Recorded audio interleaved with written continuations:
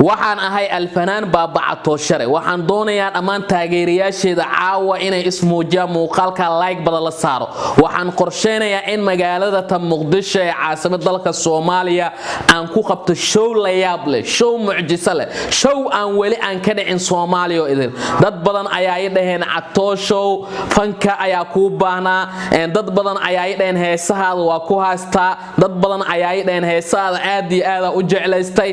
taageerayaasheeda qaar ka mid ah ayaa waxay iga codsadeen in magaalada Muqdisho ee caasimadda dalka Soomaaliya aan ku qabto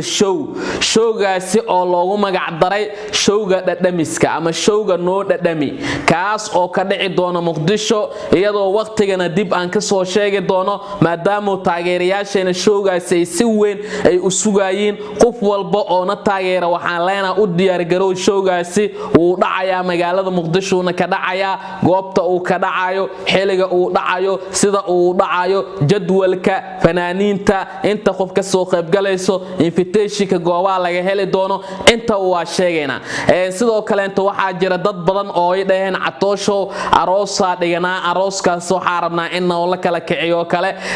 horay waxa uu sheegnaa in aroosyada aan kala kicinayno maadaama dadka Soomaaliyeed ay si weyn ay u baahi qabeen inay helaan fanaan u heelan in bulshadiisa uu adeego fanaan u heelan in bulshadiisa wax badan uu qabto fanaan u heelan in bulshadiisa uu ka caawiyo waxa ay u baahan yihiin horay waxa soo baxday heestii noo dhadhami ahayd markii heestaasi ay soo baxday caalamkoo dhan ayaa gilgishay heestaasi dad badan ayaa ka soo hadlay dad badan ayaa heestaas isku soo duway dad badan ayaa qiray heestaasi in ay tahay heesta sanadka dadka qiray waa ogtihiin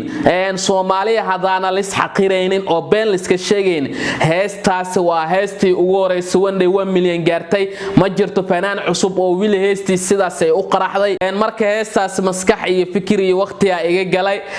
arooskaada hadaa xaafad ku dhiganaysa xataa fanaaniinta kale waxa kaga duwanaa inaa kala kicinayno in arooskaasi la shidaayo in taageerayaasha shumaca loo shidaayo maadaama aan ahay iftiiniyay magaalada Muqdisho badbaadiyay fanka ummadda Soomaaliyeed ifii dhalinyarta Soomaaliyeed lajan aan la gaari karin marka heestaasi heesa kala ku xigo wali ma soo bixin laakiin heesaasi way soo socdaan adiga daawanayo waxa rabnaa showgaasi maadaama showga noo dhadhami uu ka dhacay magaalada Muqdisho diyaar garowgana hadda uu sii bilaawanayo dadka qaar waxa laga yaabaa in invitation-ka xitaa uu ka dhamaado dad badan hadda soo codsanayo invitation-ka xitaa diyaar la ah lacaga inay sii dhiibtaan maadaama showgaas uu yahay show weyn maadaama showgaas si heer sare ah loo sugayo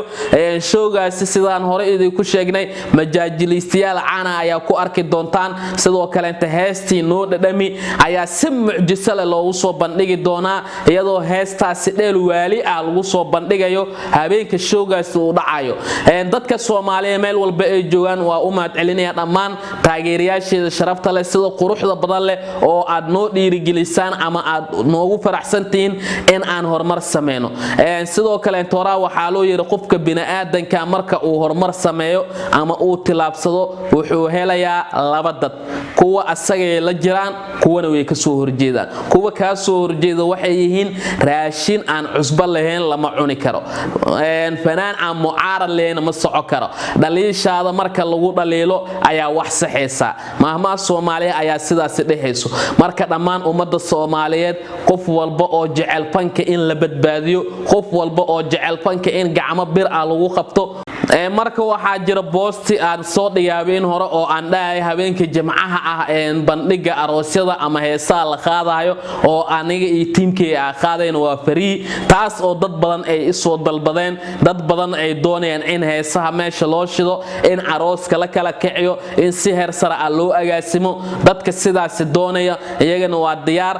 abwaaniin badan jira oo isoo waco Cato heesaha kuwaana waa ku siinayna heesahaas kala kici marka waxa jiro dhalinyar badan oo qurbaa joogto sida hore idinku sheegnay wili ma dhicin fanaan da'yar ah oo qadar ama ahayn wadankan Malaysia tagay oo Soomaaliyeed oo show ku qabtay wili ma dhicin fanaan da'yar ah oo Kuwait inta uu tagay bandhig faneed ku qabtay laakiin aniga waxa wada qorshayaal badan oo dhalinyarta Soomaaliyeed ee meelahaas joogta ay ila wadaan aad ugu maad celinaya dad badan ay dhinaca toosho hal mar qurbaan ma nagu soo booqatid si aad halkan u dhadhamiso dhaylada si aad halkan heesahaada ugu kala kiciso marka heesa aad u farbadeen heestaan kadib waxa soo bixi doona heesa Carabi ah heesa Ingiriis ah heesa Talyaani ah xitaa Faransiis lagu heesa marka dhammaan shacabka Soomaaliyeed waxa leenahay Soomaaliya hamidoodo hal istaago dhalinyar hadii la halis dhiirigeliyo horumarka lagu farxo ibn aadamka dad wanaagsan way jiraan dad xunna way jiraan laakiin waxa badan dadka wanaagsan ninka wanaaga badan leh ayuu Ilaahay jecel yahay marka waxaan idin leenahay Soomaaliyeed horta waxa loo baahan yahay libaaxyadiina sida catoosharo oo kala ah inaad dhiirigelisaan inaad saro u qaadaan inaad hamigiisa aad u dhiirigelisaan inaad hore u socod dhahdaan inaad keep going aad dhahdaan marka dhamaantiinba showgaas dhici doono dad badan anaga soo codsaday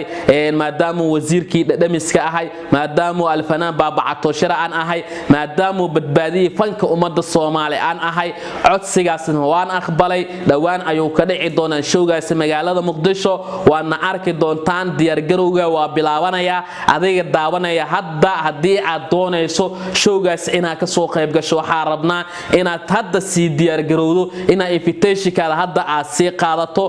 waxa dhacda xaflado badan aan qabanayni oo dadka aad arkaysid toolka ku iimaanay ku dhaca xaflad diyaar waa inaad ka qayb galo invitation ma dad dhahayo sidaas inay dhacdo marabno waxa rabnaa adiga oo invitation-kaada wato inaad holka xafladda ay ka dhacaysa aad timaado si aad hore ugu qayb gasho xafladda halkaas ka dhacayso waa saaxiibkiina alfanaan baaba catooshare cameraman gaduudo durdur ayaa nagala socoteen u diyaar garowga showgii team noo dhadhami showga qarniga aad u maasata ogeysiis muhiim ah cudurka baabasiirka waa cudur halis ah oo keeni kara in aad weyso dareemaha qaar kamid ah jirkaaga waxa uu ku bilowdaa caloosha oo fariisata kadibna dibiriyo joogto ah iyo in aad muddo ka maqnaato suuliga taas oo keeni karta in ay adkaato saxarada si adagna ay ku soo marto dhanka hoose kadibna halkaasi uu ku sameysmo nabar keeni kara dhiig waad iska daaweyn kartaa adigoo la tashanayo dhakhtar aad ugu xeel dheer kaasi oo ka howlgala isbitaalka takhasusiga ah ee Soomaali Siiriyaan asagoo isticmaalaya daawo iyo qalab casri ah oo loogu talagalay baabasiirka isbitaalka wuxuu ku yaalaa inta u dhaxaysa Tarabuunka iyo Digfeer ama kala soo xiriir taleefanada shaashada kaaga muuqda mahadsanid